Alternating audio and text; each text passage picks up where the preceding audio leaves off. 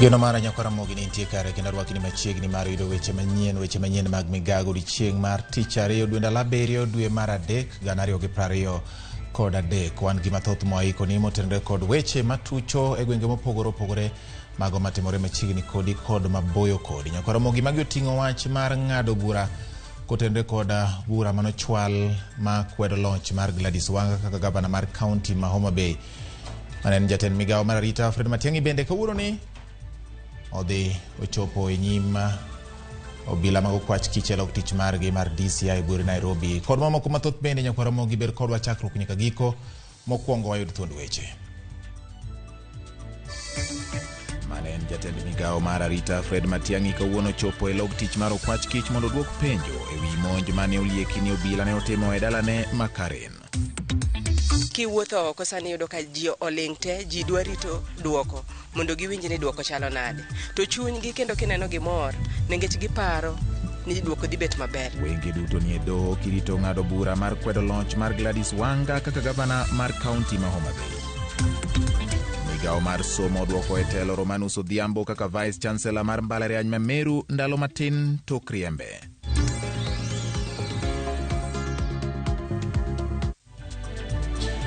Ramogi machiegni yudo weche manyien adimba, weche manyien mag Migago chakore sani. Nyalo tudori kodwa e namba 36000 kata ka idhi e Facebook mar Ramogi TV Kenya, YouTube kachiel kod Twitter handle @Ramogi TV KE. Bende nyalo weche gi Ramogi achiel kachiel ka follow Facebook page mara ma en George Bati Dadikul. Machiegni nyinga en George Bati. Doho mamalo ma Homa Bay kawuono dhi golo ng'eto mare e wi bura manochwal mane kwedo yiero mar Gladys Wanga kaka gavana mar kaunti ma Homa Bay. Dono dwe mokalo nutieko winjo burano manochwal kod Evans Kidero ma bende nolaro kom mar gavana e kaunti ma Homa Bay yiero mokalo. Kidero nowacho ni yiero mane omiyo Wanga loch ne ni kod kuo mar ombulu e kind ketho mamoko. Kidero bende ne odonjo ne IEBC jalup gavana Oyugi Magwanga, jatelo mane ochung'ne yiero e kaunti ma Homa Bay Frederick Apopa kod duond bura mar ODM. We kabisa ka girito duoko mondo giwinji ni en ang'o madhi timore mbele ka. To nikech dhano mane Homa Bay ka kiwuotho oko sani yudo ka ji oling te, ji dwa rito duoko mondo giwinj ni duoko chalo nade. To chunygi kendo kineno gimor nikech giparo ni duoko dhi bet maber. Kaluwore ka gin gi yie ni gavana noyombo maber, kendo gin gi yie kendo gimor gi il ni gavana tiyo maber. Wan gi yie ni kue ang' ne bedo Homa Bay ka, kendo wan kaka supporters mag gavana matiyo wakwayo ne gavana maber mondo mi kang judge Rosna Burili lando ang' oland kendo confirm the victory kata win mane gavana oyudo. Jogi duto gin jowa kendo yo ma kot no dhiye wana kawe kamano nikech kot nigi chenro ne.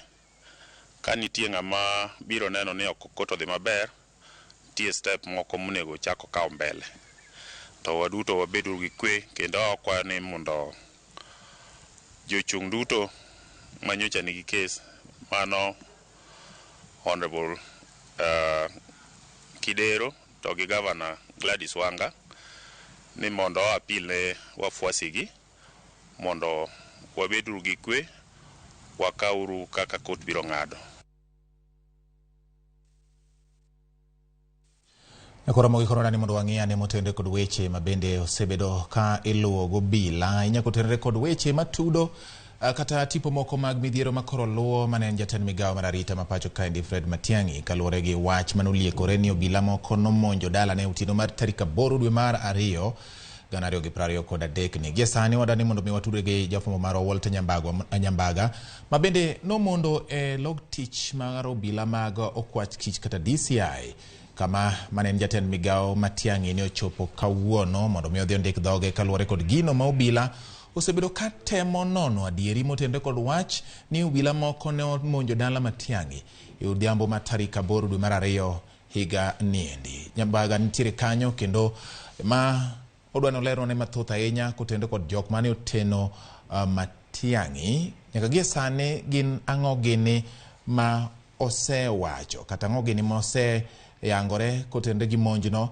kata gima no obila mag DCI dwaro ng'eyo. Parni okil mare Danstan Omari osebedo kawacho ni obila ne okoluwo chik chiwo samath mar luongo Matiang'i mondo mi ochop e log tich mar DCI bure Nairobi, ka bende owacho ni nitiere gik moko ma nyiso ni obila go dwaro ni mondo mi ondhi Matiang'i. Walter Nyambaga kopo ni winja adani mondo kori ler ne to ginang'o gini mosetimore log tich mar obila mag okwach kich DCI nyaka ne mane en jatend Migago Fred Matiang'i donji mondo mi ondik dhoge kotenore kod weche ahinya monj ma liekore ni obila notimo e dalane dwe mokalo.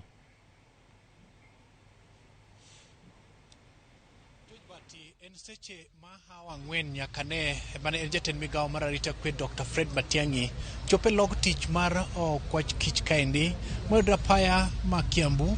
Log tich mar DCI osebedo weche ma ka kod kacha ka okinyi ma kawuono kar seche mag ariyo kane jatend ochopo ka kod okil kama loka mage to nogeng'ne okinde mage ni en owuon emano ni mondo donje e apisi mondo mi ondik dhoge, mak mani mano no giko lwari e Lwanda kalure kit kaka ne koro kinde mage owuok tung mosuo kendo ndwe mano chuno ni koro nyaka ne gibed kod twak ma wiye mondo mi giyud thuolo madonjo kanyo endo keche mag okinyi masare yono endo okil kama loka mokelo kanyakla ja od bura marariedo Otiende Amolo Danstan Omari kanyakla kod seneta Manyamira miluongo ni Kongo Mugeni bende nitie kaka mokelo kanyakla kata mana wakili Nyaberi kachiel kod Shadrack Wambui mago kinde mane omi thuolo mondo mi ochop ka, mak mana ni moko kuom jodito mopogore mano biro kod mane en jatend arita machon moluor Daktari Fred Matiang'i to nokoyudo thuolo mar donjo kata to kane gisedonjo ne ok omigi thuolo mar bedo kod okinde, mak mane donjo ne gidonjo e apisi maduong' mar DCI kaendi mokelo kanyakla mane en jatelo mar weche mag lweny pacho kaendi moluor Eugene Wamalwa kanyakla koda jodito mamoko mokelo kanyakla kata mana seneta ma Kisii moluor Richard Onyonka kod jodito mamoko seche mag okinyi no endo moko kuom jo bodaboda kata joriemb apiko ma bende nosiro manokelo wanoko kanyakla moluor Daktari Fred Matiang'i pod ne onyorore kaendi ari okinyi nyaka chop seche gende ne gidwaro ni mondo gimbe migi thuolo mar donjo, mak mane kalore kit karita mantiere kachiel kod chik nokoyudo thuolo mar donjo, mak mane girito jodito mane gintiere go kaendi mondo mi owuoge. Mosebedo ka dhi nyime en Laktar Fred Matiang'i pod ntiere iye kaendi kachiel kod obila mag timo nonro. Ber king'eyo ni dayo dhoge kotenore kod weche mosebedo kaluore mokelo kanyakla e kinde mane entiere apisi kachiel kod nowacho ni nosusore kod weche moko mar ni obila nodhi make, koro obila go bende nodhi okawo moko kuom gimiluongo ni tipo mag wang' dede pacho kata e par mare. Wach mokil kama loka Danstan Omari kachiel kod Nyaberi osebedo ka lieko ne jatelono onge kod ketho mora ni ne en gi ratiro mar loso e kinde mago midwa roch ratiche kod jogo mosebedo ka chwalo adita kwe pacho kaendi. Nitiere weche moko mane thinyore jal no wuok pacho kaendi e yor apanda mak mana ni kokalo kuom okil kama loka mage to giumo gi piny ne jatelno en mana kaka jodito mopogore mosebedo kani kod obok mag wuok pacho ka kendo ka gisudo nyaka chop seche gendi wasebedo ka warito mondo mi moko kuom jodito mantiere kode kachiel kod okil kama loka mage mosebedo ka bedo kode kinde mag ndiko dhok e nyim okwach kich obiro wuok oko to ka gisetieko mondo mi gilos kod ute mag fombo kanyo biro yudo malingling mopogore kod mano ma wasebedo ka wang'eyo ni idaye dhoge kotenore kod weche moko ma obila dwarie ler mondo mi okonyre weche mag timo nonro. George Bati pod wanatiere kani kalure kod samantiere ibiro yiena mondo gi kod kanyo nikech itwa kachiel kod wang'wa pod otegore mokalo mak mana ni kapok awe thuolo to abiro mana mi moko kuom jodito maosebedo ka. Seneta wa Kisii, karibu sana na kuongelesha Ramogi TV. Utatuelezea kwamba ulifika hapa hapo awali mapema kuzindikiza aliyekuwa waziri wa mambo za nchi za ndani na kuandikisha sentensi. Au kupata nafasi ya kuingia ndani wala ulipata nafasi ya kuingia ndani, utuelezea kwamba ni nini kinayoendelea kwa hivi sasa? Kwanza ningependa kuwasalimia watu wetu. Yes. Kule ndani tulikuja hapa asubuhi, Mheshimiwa Matiang'i alichukuliwa akaenda kule ndani na mawakili wake Danstan Omari, Okongo Mugeni, Otiende Amolo, Mheshimiwa Eugene Wamalwa na Mheshimiwa Mogaka walienda pale. Yale ambayo yapata pale ni mambo mbili matatu ambayo kwangu si mambo ya kimuhimu, si mambo ambayo hatuyajui. Okay, vile tumekuwa tukisema kesi hii ni kesi ya kisiasa, kwa sababu kuna wengine wanasema kuwa Mheshimiwa Matiang'i alijihusisha kwa zile kura ambazo zilikuwa zinaendelea na mambo kama hayo, lakini sisi tunasema kuwa tunataka sheria ifuatiliwe. Kama sahihi tumeelezewa kuwa hawa jamaa kitu wanataka kufanya hapa ndani ni kumshika Matiang'i mpaka saa 12 ndio asiende kotini, ama akienda kotini kama anatoka hapa saa 10 afike kule apata kuna magistrate ama judge, ili wanataka waone kuwa yeye amelala ndani. Na hiyo sheria tulibadilisha. Hata siku hizi mtu akiua mtu hupewa bondi baba. Sasa hizi vitu ndogo ndogo wanazungumza hapa, anasema sijui ati Matiang'i alisema ati watu walienda kumshika kwake. I say baba, ati ndio sababu unamfanya usije ukampatia yule aliyekuwa waziri wa mashauri ya nchi ya ndani ya nchi yetu tangu mwaka 23 Kenya ilipopata independence. There has never been a minister who has been taken to court for performing his duties.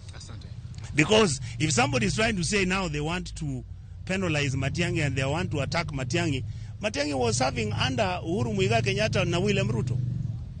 So na wao waje watuambie what is this that is going on. And we don't want governance of victimization. That's our position. Asante sana Seneta kwa kutuelezea haya. Nyakura Mugajwang mano en Seneta Makisi Richard Onyonka mano chotelo ne mane en jatend arita kwe Dr. Fred Matiang'i to gise chigendi pod wanatire kamar ng'iyo ni gigo mabro dhi nyime kendo bende obro lieko dikachiel kachiel nyaka studio George Bati dhi nyime kod weche manyien. Erokamano Nyawolta Nyambaga kuom miwa lipot mane mbainya kotendo kod gik madhi nyime e log tich mar okwach kich DCI buore Nairobi manala apaya ma Kiambu Road. Kendo owinjo ma dhi nyime gi sani Nyakora Mogi kaluwore kod kaka Walter Nyambaga osemiwago no pod waketo wang'wa kendo wachiko itwa mar mondo mi wabiwa miye dieri mar wach kaka gik moko medo lokore e log tich mar DCI kata kabende diponi manen jatend migawo no angne chiw wach ne jofwambo bang'e kowuok kanyo kata koponi inyalo dware ni mondo mi obed kama chielo mago duto te wal medo luoni mondo ang'wa kelnigi e yor adimba. Nyakora Mogi wadhi nyime.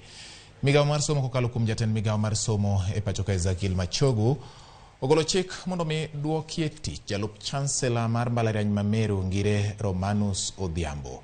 Ma bang' tend mbalariany ma Meru thicho oko Odhiambo kendo riembe tich. Wira ni okosebedo ka otayo chenro mag mbalariany no e yo makare. Jafwambo marwa Lydia Okeyo nigi ler mar wachni. Bang' tend tiegruok no ma Meru lando loro mare kaluwore gi ng'anyo mar jopuonjre e wach mar thicho oko jalup chancellor ngire Romanus Odhiambo e tich, migawo mar somo koro golo chik mondo yaw tiegruok no kendo jopuonjre odhi mbele gi sombgi. E oboke mondiko ne tiegruok no, jatend migawo mar somo Ezekiel Machogu ochiko tend tiegruok no mondo dhi mbele gi nyasi mar sidho kondo mano opang tim tarik 11 dweni, nyasi mowacho ni obiro yore kende owuon. Machogu wacho ni riembo e tich ngire Odhiambo en ataro mar chik mano tim mar rocho chenro mar sidho kondo mano kayo e tiegruok no. Bende owacho ni yiero mar jalup chancellor manyien ma kojolo mar tiegruok no notim tok chik kendo en ataro mar chike matao kuonde tiegruok ma pacho ka mago ma jiwo nywando paro ma jatend migawo mar somo kapok okawo kenge makamago. Jatend migawo no koro dwaro ni ngire Odhiambo duogi e tich mapiyo kaka nyalore kendo wito ko yiero ma jalup chancellor ma kojolo mar tiegruok no. Tend tiegruok no bende koro chiki mondo yaw tiegruok no kendo jopuonjre oduogi mondo gidhi mbele gi sombgi kapok ochopo tich ang'wen jumane. Bende osingo chugo duol matayo mbalariany no makoro biro dhi mbele gi somo paro e wi yiero mar vice chancellor machielo ponono ni dwaro nitie wira ni duol matayo mbalariany no e sechegi kinde gi matich koro dhi karumo kugik tarik 9 dweni. Lydia Okeyo, Ramogi TV, Nairobi. Wadhi nyime koro wadonje motenre gi weche mag somo mabendo riwore gi thieth. Migawo mar thieth odiro oko weche malandore ni tuo mar nyaldiema omuoche sikundi yawuoyi ma Upper Hill County ma Nairobi. Ma bang' Moyo jopuonjre 90 bedo kod ich maludore kod diepe sikuno kum ndalo 4 mokalo. Jopuonjre 11 nyaka sani pod nie ute mag thieth. Gino ma oyud ni chandogi en ameba. Kata kamano, osekaw pi kod chiemo ma jopuonjrego osebedo ka tiyogo kendo duoko ibiro gol e odiechieng' makiny. Poni nyaldiema nyalo bedo ni ne ogore sikuno. Nyako Ramogi wadani mondo mi watudane kod jafwambo marwa Judith Omondi ma bende luwo wach ni onyiswa ni to gin ang'o gini ma nyaka gi sani migawo mar thieth nowacho, kendo wawinjane kaka weche chalo kotenre kod wach mar muoch kata weche manyo wachore ni tuo mar nyaldiema muoch skuno ma migawo mar thieth nyaka gi sani wacho ni ok en tuo mar nyaldiema kendo en mana ameba ema omako kata gore kuom jopuonjrego. Kanyaka gi sani Nyako Ramogi osekaw moko kuom pige kaachiel kod gik mamoko ma bende jopuonjrego osebedo ka tiyo godo kendo modho kamoko bende gilogo mondo yangane ka bende nitiere kudni moro amora manyalo nyayo tuo mar nyaldiema. Judith Omondi kiwinja lernwa ni to bang' migawo mar thieth golo lipot makama, diponi nitiere paro moko mopogore kata mowuok kuom moko kuom jonyuol ma samoro bende ne nitiere skuno manyiso ni gin giwegi to gichich ni mano nyalo bedo nyaldiema, to migawo mar thieth to giwacho ni eka gikawo moko kuom gik ma gidhi timo godo pim ka duoko igolo odiechieng' makiny. Nang'o giseng'ado ni ok en nyaldiema, Judith, kopo ni in gi ler mar wachno? Erokamano George Bati awinji maler ahinya ka ntiere achiel kachiel skundi awuoyi ma Upper Hill mantiere boma ma Nairobi kae ma bende wasegoye ta chakre okinyi ma kawuono ko aluwo weche moko ma bende osebedo ka liekore ka chakre ndalo 3 mokalo ni jopuonjre manitie ka osebedo kod ich kach kata mana ich maludore kod diep ma bende koro odiochieng' manyolo ne kelo luoro ni nyalo bedo ni tuo mar nyaldiema omuochie skunde ni. Mana kinde mokalo George Bati kinyalo ng'iyo toka kae pod nitiere jonyuol ma bende nitie kanyakla kod jopuonjre janyuol ka janyuol neno ko go aput kod nyathine kae. Mago mana gin moko kuom jonyuol ma bende ne omondo ka okinyi, moko no biro kae sa 12 mar okinyi mar ng'iyo ni to gino mane gineno bende wang' jowi en adier ni nyithindgi ohinyore kata bende nigi hinyruok moro amora. Jonyuol kata mana obedo gi pek ma donje skul ka gikone to noyienegi mondo mi gidonji. Kinde mokalo kae George Bati wasetwak kod jatend obila ma bende maya e gweng'ni eki, bende wasebedo gi jatend migawo mar thieth mawuok e kaunti ni ma Nairobi, wasebedo kod director mochung' ne weche somo e kaunti ni ma Nairobi ma bende oseleronwa achiel kachiel gigo manyalo bedo ni notimore e skunde ni. Kopogore kod paro ma bende osebedo ka likore ni nyalo bedo ni nyaldiema nomuoche skunde ni George Bati en ni nyaka sani gino mane opim kendo yangi ni timo jopuonjre ma hao 100 ma bende osebedo gi chandruok mar ich kach kachiel kod diepe skunde ni en ni gin kod tuo mar ameba. Achiel kachiel nyaka sani pok wang'eyo ni to en ang'o manyalo bedo ni nokelo tuo ni mar ameba e skul ni. Poni nyalo bedo ni ne giya kode oko kaluwore ni jatend kata mana japuonj maduong' e skul ni wacho ni thoth jopuonjre manoyudo chandruok mar ich kach kod diep gin jopuonjre mag jo class 9 kata mana form 3 ma bende nyicho wuok oko mar dhi tugo kata mana timo tuke oko mar skul. Koro nyaka sani pok wayango ni to nyalo bedo ni en pi ma tiyo godo e skul, nikech kaluwore ni tuo mar ameba ni ikele kod pi ma ochido, chiemo ma ok oted mochiek kaachiel kod chamo olembe bende ma ok oluok maler kata ma ok oluoki. Mago gin moko kuom gigo manyalo kelo ameba. Nyaka sani eki George Bati wasetwak bende gi director mar thieth ma bende gin achiel kuom lakteche mane tiyo machiegni kod tend skul mar ng'iyo ni to en ang'o madine bed ni okelo tuo ni mar ameba e skund ni. Giyango ni nyaka sani pok giyudo chutho ni en ang'o made bed ni okelo gini. Mak mana ni gisekawo pi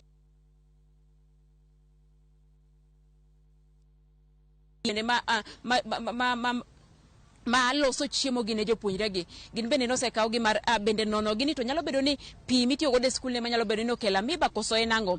Duoko machal kod mae George Bati biro wuok odiochieng' makiny mondo mi wang'e ni to koro sani wasefwenyo ni en ameba. En okenge mage makoro nego bed ni tend skund ni keto mondo mi gine ni jopuonjre mapok oyudo tuo ni kata mana mogo moseyudo ere kaka ikonyogi e kinde mabiro.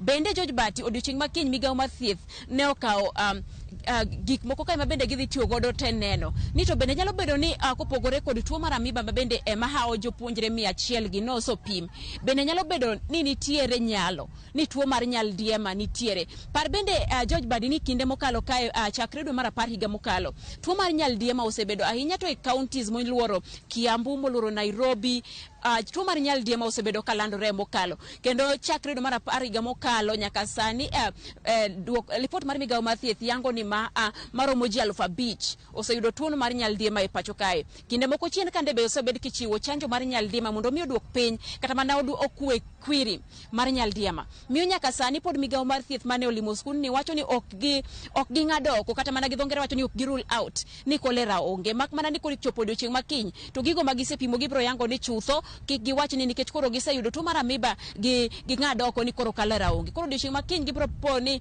giyango mondo gine ni to e gik mana gipimo te bende nyalo bedo nyalo ni tuo mar nyaldiema nitiere e skunde ni. Koro miyo kenge duto ma ginyalo wacho ni gibro timo kata mana gik ma gibro keto poni ing'iyo kaka koro mede ireso kati konyo jopuonjre mantiere iye kaponi nitie nyaldiema.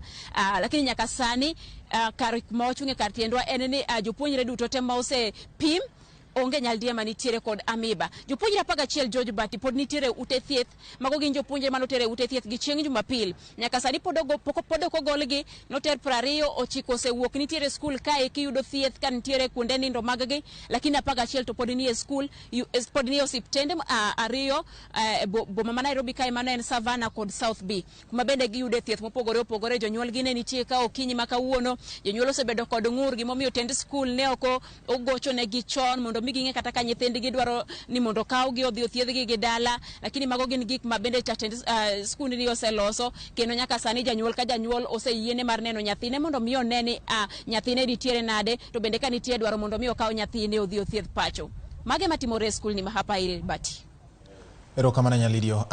Judith Omondi kuom wale podno yo makare ahinya kotenre gi weche mawuok e sikund yawuoyi ma Upper Hill Bure Nairobi ka kendo maduong' ma awinjo ka Judy owacho kotenore kod ma wuok e sikundni en ni ok ginyal wacho kata Migago mar thieth pok ong'ado ni onge nyaldiema nyaka kiny duoko makiny ne gol mabiro yango ni gima giyudo ni en tuo mar amiba manyaka gisani osefweny kapod giwacho ni duoko makiny mabiro yango adieri mar wach kadiponi nitiere ranyisi moro amora mar nyaldiema bende ma otenore kod weche mag ich maludore kod ambululo mogoyo moko kuom jopuonjre sikund yawuoyi ma Upper Hill. Erokamano Judith Omondi kuom report manimba kotenre gi weche ma osebedo ka timore sikul mar Upper Hill Nairobi. Wadhi nyime kod wadogane mago motende gi weche mag doho.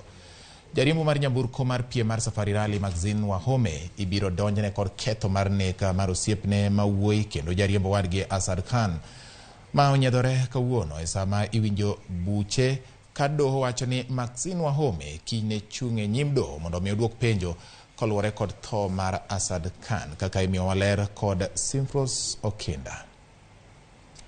Maxine Wahome ma en jariemb nyamburko mag piem ibiro donjne kod ketho mar nego osiepne mawuoyi kendo jariembo wadgi mosenindo Asad Khan. Wahome ne nitiere nyim jang'ad bura Bernard Ochoyo okinyi ma kawuono e kinde mane winjo bura mare. Apisi mar jamin buche onyiso doho ni Maxine ibiro chwale nyim doho kiny mondo dadhoge e wi nek mar Asad Khan. To charge the respondent with the offense of the murder under section 43 the penal code, and he has further informed the court that the respondent is required before the High Court today virtually for directions by the High Court judge. Bende apisi ma jamin buche maduong' okwayo doho mondo geng'ne Maxine e tesendo bila mar Kilimani mondo timne nonro mar obwongo kapok ochopo e nyim doho kiny. Respondent be detained at Kilimani police station under the custody of the DCI Kilimani. I believe the DCIO and the IO are in court. She will be detained in that station for the purpose of processing for her to take plea for murder tomorrow at the High Court.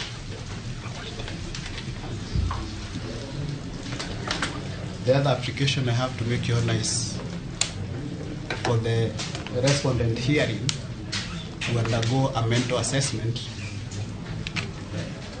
to facilitate the trial at the High Court. Okil mar Maxine Wahome oyiere koda wechegi kowacho ni kinde duto Maxine Wahome okoserem chopo e nyim doho kinde duto medware. The respondent has no objection mental assessment on capacity to take plea is procedural. The applicant, sorry, the respondent here undertakes to present herself today for this assessment prior to tomorrow's plea taking. Your Honor, on the application for her detention, the state has not laid any basis to change the position that this court has already pronounced itself on before. This respondent is not a flight risk, has presented herself in court on each and every occasion required, has cooperated with the investigation at every step, and indeed, no basis has been laid to say that she will not be present in court tomorrow. Maxine nochiwore tesendo bila makilimani tarik 12 dwe mar 12 toko wadgi moseneda Asad Khan Martin Adir Khan to report ka obila ni Maxine nogoyo wadgi. Dono we Maxine kod rambun masin 1100 tok nindo ariyo e odangenge. Asad Khan otho higa mokalo e kinde manoyudo thieth tok wachore ne gidhawo gi osiepne manyako Maxine Wahome. Simfroz Okinda, Ramogi TV. Ramogi ka waluo ni maka kod ka chewecho mabende tucho ka Migago kanya kwa Ramogi waluo nyaka mago manitire e doho mago mabende timore oko mag doho timore weche mag somo kod mamoko ka wawuok kanyo kor wadhiane ma otenore gi weche mag duol mochung'ne yiero jogo ma olap dhogi kata magombo bedo e kombe mag commissioners mag duol mochung'ne yiero kod kiewe pacho ka IBC koro ni kod thuolo mar nyaka tarik 28 mar dweni mondo gichwal kwayo margi. Komiti ma yiero commissioners mag IBC osechako kang mar pongo thuolo mar jakom mar IBC kod commissioners mamoko 5 bang' mane en jakom mar IBC Wafula Chebukati kod commissioners moko 2 dhi e yweyo mar bang' tich kata rutaya. Mane gin commissioners moko 3 kama oriwo Juliana Cherera, Justus Nyang'aya kod Francis Wanderi to ne ogweta oka Irene Masito nyicha ne oteng' lwete mogo kaluwore kod okang' manokawga put mane ochuo kod jatend piny Kenya William Ruto mondo mi onon wachno. Jogo madwaro mondo mi oyud thuolo mar bedo jakom mar IBC koro biro chuno mondo mi obed kod lony mar higni 15 kaka jong'ad buche od ng'ado bura mamalo kata doho od yalo malo kendo bed kod lony weche mag chike mapacho ka e kinda dwaro mamoko.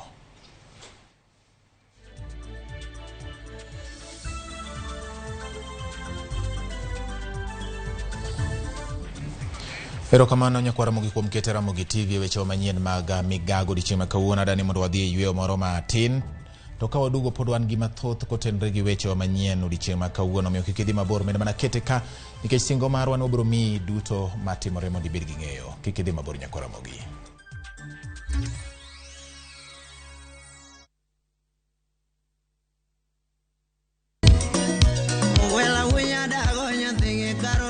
Mae e chenro makelo ni gigo mamit. Gikelo ni weche mamolo e pacho ka. Nyanyaka nyethe jungo ng'ato gero ot mochung' gi chama. Gima wuok e pinje maoko. Itoni kia kato koro Paris. Gi twak mamulo rowere gi oganda duto. Mana kuom nyithindo ma neno wasani. Winjane janyuol. Janyuol ngima maber ahinya. Timne ng'ato gima imbe kotini to ni winje maber.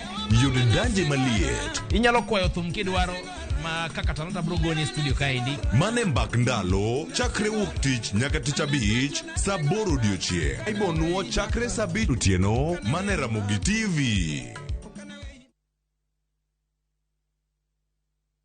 Raundi ya tindi kotigara botaka imenya sai maiga. Hosori enyira nainde embouke gima. Wa? Biore. Nyasaye mbiana chorete.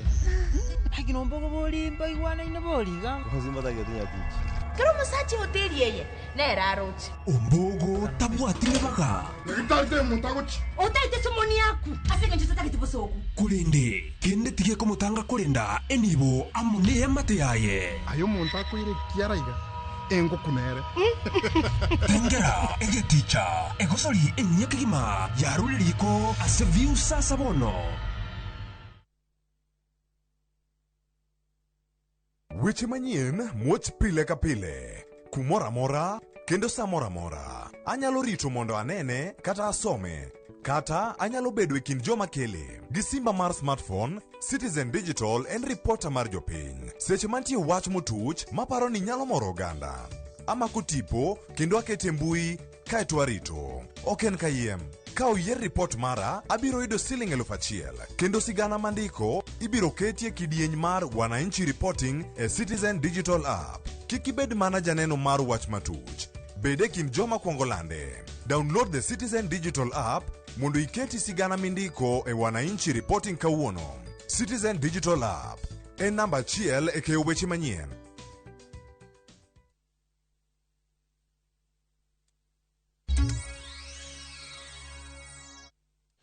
Mwadhi nyime bang' ywe adundo nyako Ramogi. Piny owacho okwayo jopuonj madongo mag kuonde tiegruok kata TVETs mondo miyo chak chenro mar rwako jopuonjre kuonde tiegruokgo e kinde ka kinde ma ogirito nyaka dwe mar achiel kaka osebed kitimo e kinde mokalo. Kawuoyo e sama ne oromo kod jopuonj madongo mag kuonde tiegruok mag TVETs, jagoro mongirore mochung' ne tiegruok mag TVETs e migawo mar somo Dr. Esther Moria owacho ni piny owacho oketo mahino eno ni kuonde tiegruok duto ma pacho ka otiyo kamoro achiel kod kembe mar neno ni jopuonjrego ni kod nyalo mar chuogo tijegi giwegi. Moria osingo ni piny owacho oketo tenge omenda mar tayo TVETs ka okwayo kuonde mag tiegruokgo mondo many yore mamoko machalo kaka pur mondo gibugo omenda ma giyudo. In January, everybody is opening in January, so that industry is asking, we have to wait until January for you to admit students so that they can come into our space in industry. No. Thank God I told them I'm coming from the university where I don't know from Jomo Kenyatta what KU was doing, and it is okay. I have told them that I used to pass through KU as I'm going to Jomo Kenyatta and they're having a graduation. And I don't even know, because that is not Jomo Kenyatta. Jomo Kenyatta is way ahead. We can have our graduation 2 months down the road. The future is not that we have industry here and the training institutions there. The future is co-investment, is diffusing the roles between industry and the training institutions. So this is where industry will become training space, but also the training institutions will become production space. Wadhiane nyime ka wadhi e kaunti ma Vihiga. Migawo mar somo e kaunti ma Vihiga obagoromo gi jopuonjre mawuok e sikunde 100 e konyogi timo yiero mag somo mabiro miyo giyudo tije ma gibiro timo bang' tieko skul. Romono manobagi e pautuke ma Kidundu e kar chung' bura ma Vihiga biro konyo jopuonjrego bedo gi ng'eyo kaka ginyalo yudo tije. Romono bende ne oyuore gi jandiko ma Humbelacha Agara Kabaji mane ojiwo jopuonjre e yiero somo ma gidwani gikaw ka gidhi tiegruok. Gavana mar kaunti ma Vihiga Wilberforce Otichilo wacho ni jopuonjrego mondo mi obed motang' kendo gitim yiero makare mabiro konyogi ka gisingo medo siro jopuonjre e ng'ado negi rieko. This on annual basis so that we ensure we guide our students to make right choices. The 21st century needs a new mindset. You cannot operate in the 21st century with the mindset of 19th century or 20th century. You need a new mindset. Today I've learned a lot. And a way of choosing, I think that I have a passion in it. A career that I'm having a passion in it, not just going for anything because I'm just learning, no.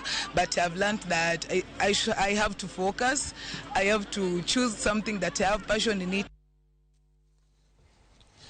Duond bura mar Amani National Congress kata ANC bade ma Kakamega oyudo ng'ikruok bang' jatend riwruogno Isaac Otiende telo ne moko kuom jokanyo ma ok tin 50 e donjo e duond bura mar UDA ka oloso e boma ma Kakamega. Otiende kaachiel kod jowetene ojiwo lwedo paro kata oriwo lwedo paro mar jagoro maduong' mar UDA Cleophas Malala mondo duond buche matindo mantiere e bwo riwruok mar Kenya Kwanza onywandi olos duond bura achiel. Ma biro ndalo achiel bang' ka jagoro kata mochung' ne weche mag ANC Bitisa Dagala tamore ni ok ginyal ketho kata weyo oko ANC mondo gibed gi duond bura achiel mar UDA into a national outlook. We gathered here today are leaders and aspirants from Kakamega County in the just concluded election have resolved to join UDA willingly and fully behind the President William Samoei Ruto. We stand in solidarity with the developments that have occurred within Kenya Kwanza, where we now have a new Secretary General, Honorable Cleophas Malala. This team is here to show that we support his appointment and we support his move to be Secretary General UDA. Nataka kusema ya kwamba sisi kama walimu tutamuunga president wetu mkono kwa kazi zake zote ambazo anafanya. Na mimi nataka kuambia kina mama, msibaki nyuma. Wakati parties zinajipanga, wamama tujitokeze nasi pia tushughulike mambo ya chama. Kwa sababu katika hali ya kujishughulisha na vyama hatutabaki nyuma. Otherwise tunasema Western Province yote tujeni to support SG wetu kama SG wa UDA. Purwane mane mago motendre kod dwaro mar mondo owuo duond buche mantiere Kenya Kwanza. Jotend duond bura mar Amani National Congress ANC bade ma Nakuru okwedo Cleophas Malala kuom jiwo wach mar wuoyo duond buche manitie bwo riwruok mar Kenya Kwanza mondo gilos duond bura achiel.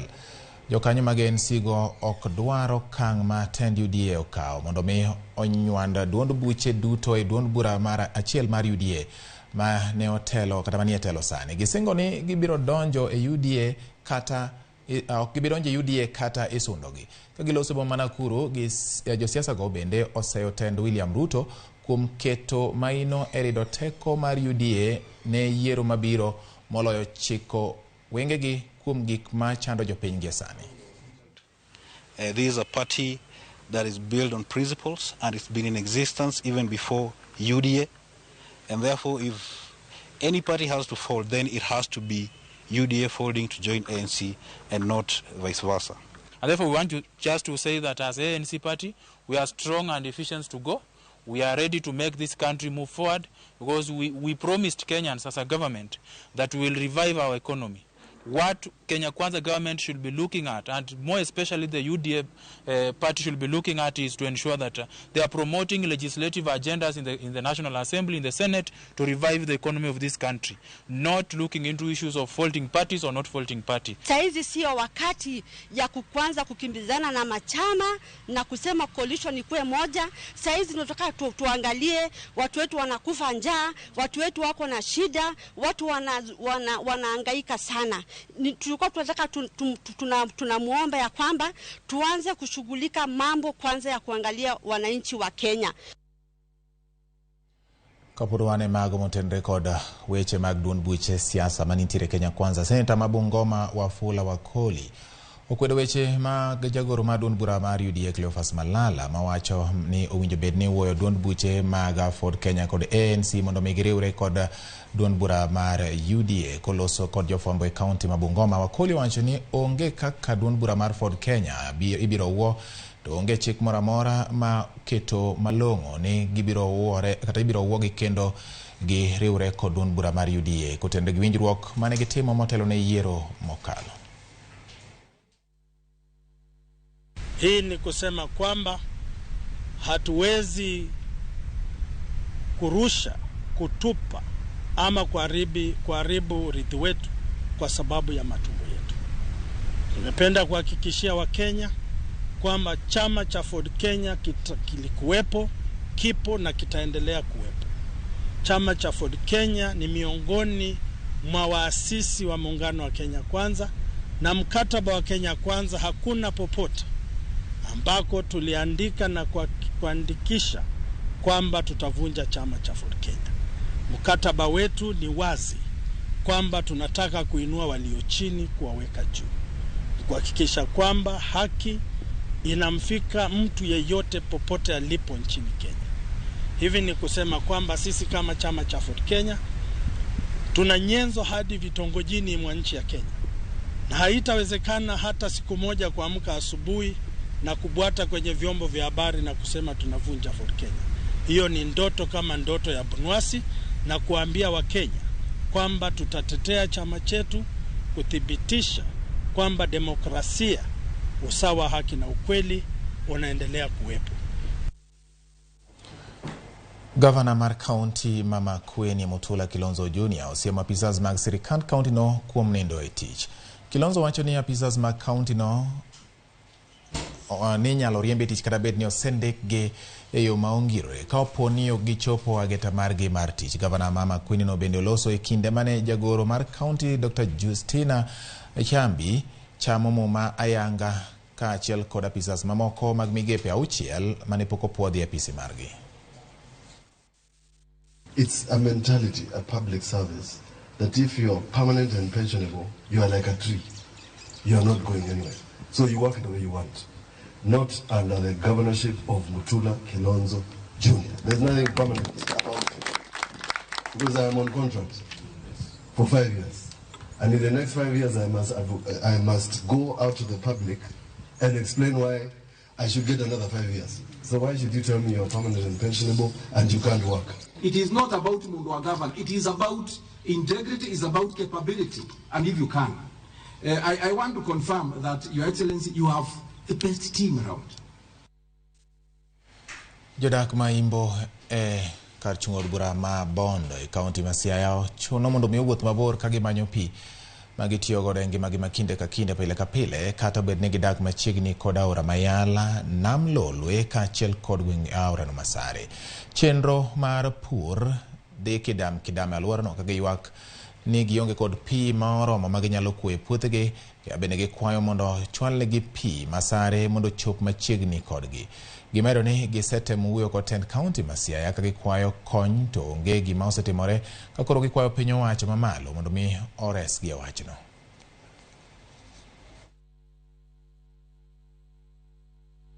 Swamp vile Yala River vile ilikuwa naenda, naonekana alipata pande ile ameshikana na amekuwa ngumu kupita, akawa na backflow. Hii backflow ndio ilitengeneza hiyo bahari. Hii Lake Sare umuhimu wake kubwa kwa Lake Victoria, maji inatoka Rift Valley na part of Western yote inakusanyika linatengeneza River Yala, na hiyo River Yala inakuja na mwagia Lake Sare.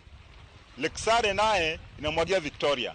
Kwa hivyo hii ni feeder nini lake ambayo ina serve Lake Victoria na maji. Kuna maji, hakuna stima. Tunateseka juu ya maji. Ukitoka hapa mpaka huko, mtu akupe mtungi moja anataka 20. Hakuna maji hapa. Kila mwanamke hapa, hata asubuhi wanawake walijaa hapa. Unafikiria hapa ni soko? Watu wanafu Wawere kod mago maga ywak motendre kod nok mar pi e gwenge maga imbo e kar chung'od bura ma Bondo e kaunti ma Siaya, kata obedo ni gin machiegni gi aora Yala, nam mar Lolwe kata Victoria kaachiel kod nam matin miluongo ni nam Sare. Wadhiane motendre kod weche mag jiwo arita. Riwruok mar dongruok joma mine miluongo ni maendeleo ya wanawake okwayo mondo nywak mine e kedo kod njore mar kuo jamni sama pedha medo ridore e gwenge mag nyandwat mar Hoho mar Okak. Ka giloso e romo manokelo kanyakla mine mawuok e counties go, jakom maendeleo ya wanawake Rahab Mwikali owacho ni mine osesandore ahinya e gwenge makono. Omedo ni mine magin min ute kata min jonjore inyalo ti godo e hoyogi mondo mi giwere gi timbego. The county government, and that's why we are here to represent them and say thank my God, because serikali imekataa hiki. Allow me to say one. The government, the president has taken all the trucks and we have seen the support and we agree. But we are also saying the mothers are the mothers of these children. They are the wives of the people who go to do this work. So we need an effort where we have to accept one another. The Pokots must accept the Turkanas. The Turkanas must accept the Elgeyo. So that, because if I'm born a Pokot, I have no way of becoming a Turkana. That is who I am. If I am born a Turkana, I have no way of becoming a Pokot. That is who I am. So that we stop picking these things of ni Wapokoti wanafanya, ni Waturkana wanafanya. It is enough. Wamama wenzetu wote kwa kutoka hizi counties tuweze kucha pamoja, kwa sababu tunajua ya kwamba vita inapokuja ama inapofanyika, wamama ndio waadhiriwa na watoto. Unapoongea na watoto wako uongee kwamba ni vibaya and it is very wrong to steal. So I want to believe women can help us eradicate even the issue of banditry and cattle rustling. Hii vita hatuwezi maliza kwa bunduki, tutamaliza kwa mindset. Na nyinyi tutaanza na sisi wakina mama. Wakina mama vile mwenzangu amenena mbeleni, can we talk to our children? Tuongee na wazee.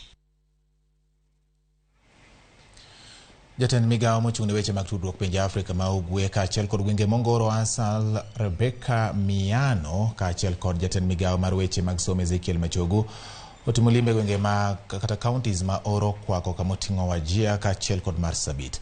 Jotelogo mabende oriwore kod governors mag counties go ne otwak ewi wach oro mokwako counties go kaachiel kod chiwo chiemo mar kony ne jodak makono. Oro nyaka sani mani kod higni 5 osekelo midhiero e pacho ka kage sani ngima kata oganda odak e ngima matek ka moko kuomgi ok nyal yudo chiemo ka dhok bende osebedo ka wito ngimagi gi jamni mamoko kaluwore kod chieng' marieny gi nok mar chiemo mag jamni. Jodak makono yudo chiemo kaka ochele gi oganda kaachiel kod chiemo mamoko mondo mi oresgi e kech ma osebedo kodgi.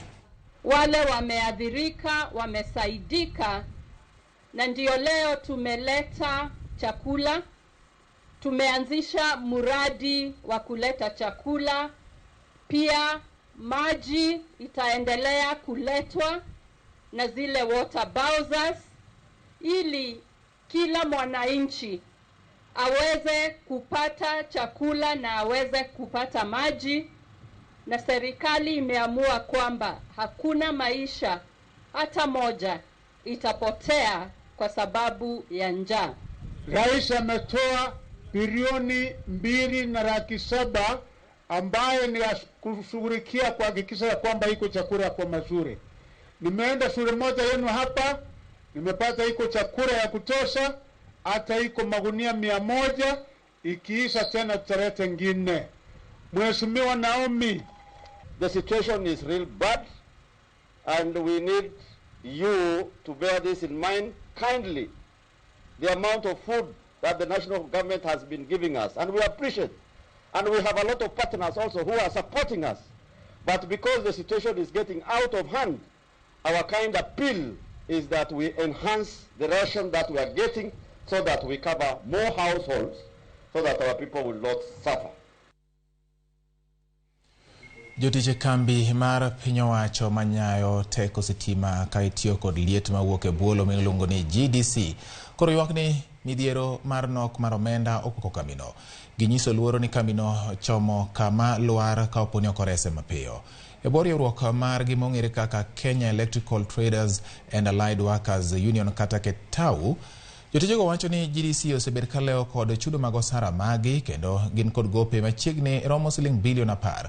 Jagoro maduong' mar KETAU Anasta Nadome wacho ni midhiero mag GDC osemedore bang' kambi moro chwalo ng'ur e doho mamiyo bengi mapacho ka loro aguche omenda mag GDC. Nadome wacho ni gibiro kawo okang' mowinjore pono ni piny owacho ok odonjore wachno mapiyo moresogi. It sells to Kenyan and other private investors. But now what has happened? This particular raw contractor has gone ahead to close that account, meaning GDC is not getting even a single cent. And as we speak, KRA are also in this. KRA have also made these accounts to be closed. They are talking of GDC is in arrears of 6 billion Kenya shillings. Our employees now have not earned their salary. What is happening with the banks? The banks now have started penalizing employees because the company is not remitting money for their loan. They are deducting loans. repayments, they are deducting Stima Sacco and all other statutory reductions, but they are not remitting the money. Between now and Thursday, if there is nothing that the government is going, if the government is not going to move in, if the government is not going to open the accounts, if the government does not bring back operation, then we will be left with no otherwise but make a decision that is known best for workers in such situations.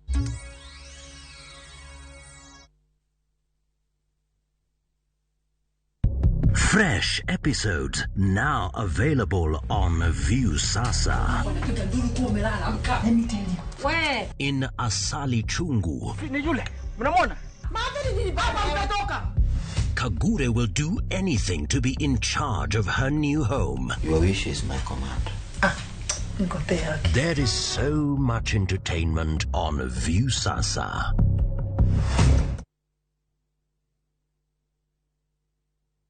Yesu Yesu ni rafiki, nimemuona dhabiti. Yesu Yesu rafiki, ahadi zake kweli. Yesu Yesu ni rafiki. Yo, inakuacha watu wangu wa nguvu, naitwa Guardian Angel, Jima na God's Music Doctor. Kupata wimbo wangu wa Yesu sio mwizi kama sikiza tuni yako. Bonyeza *811 *445#. Kumbuka, sikiza na Citizen ndo nyumbani kwa wasanii wote. Asante.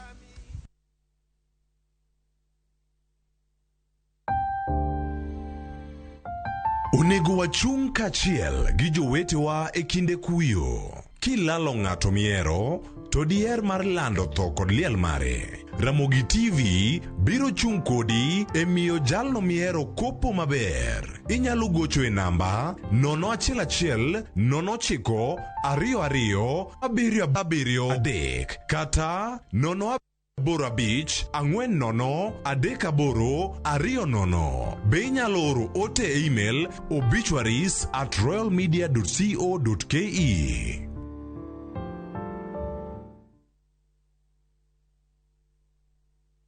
Kenyans are winning big on Shabiki.com.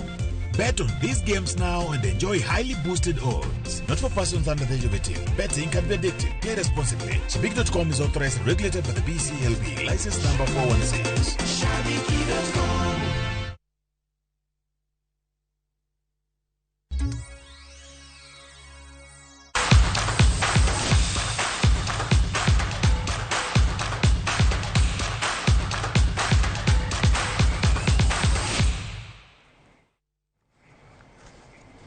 Wadonje weche mag tu Kenya kwa Ramogi kama David Muya mawuok e gwenge mag Lanet e kaunti ma Nakuru e jaloch mokwongo mar kaende jackpot kokalo e kambi goyo punda mar Shabiki.com. Muya noyudo makare tuke 12 kuma tuke 13 mayudore e kaende jackpot.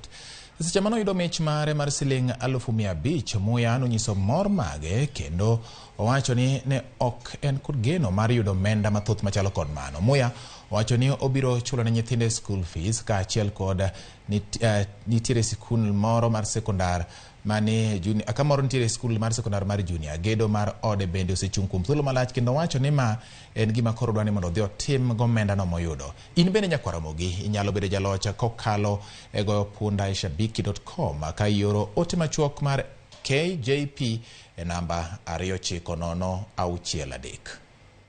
Pledix na nikaambio mimi ndiye mshindi, lakini sikuamini, lakini mimi nimejionea leo, ndio niko hapa mbele zenyu na nimeshika sangu ambazo ni 1500 na nimeshukuru Mungu sana kwa yale yote amenitendea.